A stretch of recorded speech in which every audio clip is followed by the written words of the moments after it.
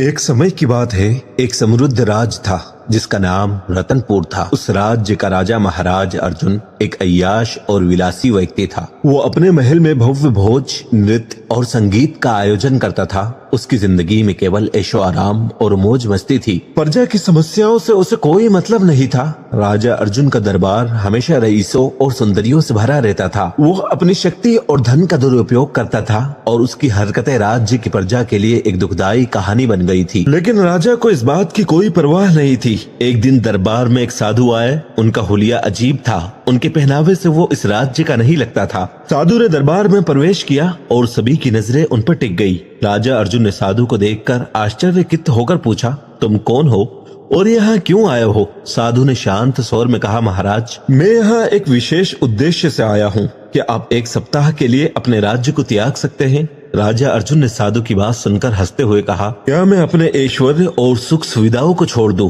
यह असंभव है।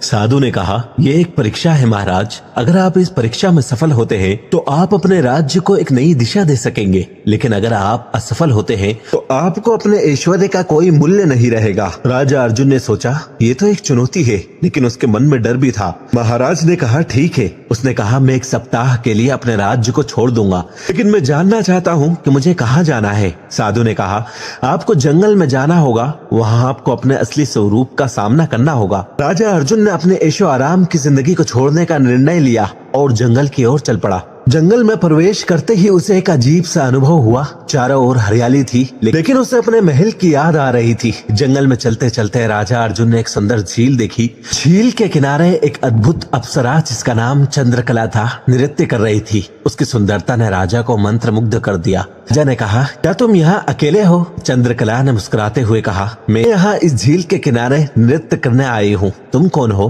और यहाँ क्यों आए हो? राजा ने कहा, मैं राजा अर्जुन हूँ। मुझे एक सप्ताह के लिए अपने राज्य को छोड़ना पड़ा है। चंद्रकला ने कहा, ये तो बहुत अच्छा है। तुम यहाँ आकर अपनी जिंदगी की असली अर्थ को समझ सकते हो। राजा अर्जुन ने चंद्रकला से अपनी जिंदगी के बारे में बताया। उसने कहा, मैंने हमेशा ऐशो आराम की जिंदगी जी है। मुझे समझ आ रहा है कि ये सब कुछ एक खोखला है।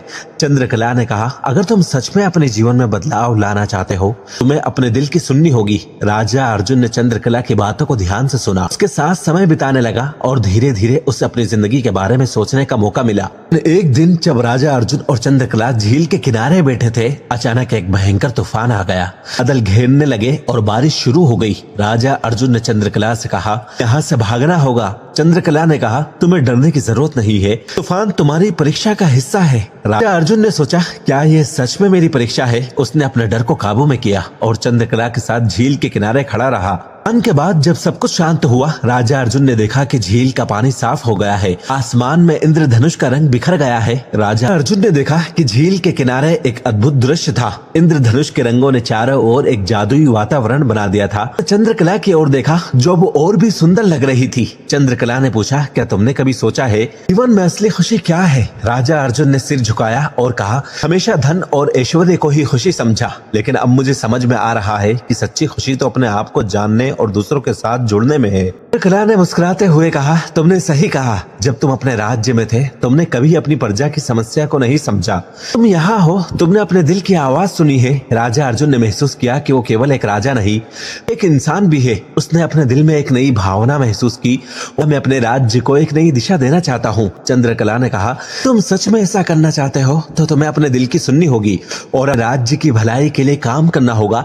अर्जुन ने ठान लिया कि वो अपनी जिंदगी को बदल देगा। चंद्रकला से कहा, मैं अब वापस लौटूंगा और अपने राज्य को एक नई दिशा दूंगा।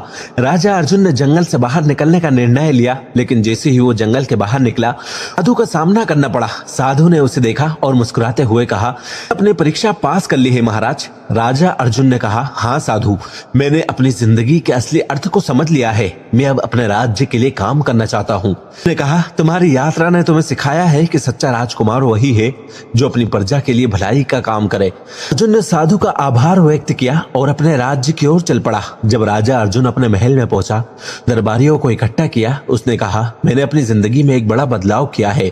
केवल अपने सुख के लिए नहीं बल्कि अपनी प्रजा के लिए भी जीऊंगा। राजा ने अपनी प्रजा के साथ संवाद करना शुरू किया, समस्याओं को सुना और उनके लिए समाधान खोजने लगा। धीरे धीरे राज्य में खुशहाली लौटने लगी। राजा की सराहना करने लगे और उसे सच्चा राजा कहने लगे। राजा अर्जुन ने अपनी अय्याशी को छोड़ दिया और एक सच्चे शासक के रूप में उभरा।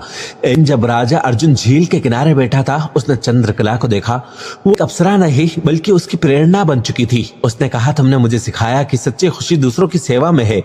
अर्जुन ने अपनी जिंदगी को एक नई दिशा दी और अपने राज्य को एक नई पहचान दिलाई। उसने समझ लिया कि सच्चा राजकुमार वही होता है जो अपनी प्रजा की भलाई के लिए काम करता है। राजा अर्जुन ने अपने राज्य को समृद्धि की ओर ले जाने में सफलता पाई और अपनी जिंदगी को एक नई दिशा दी।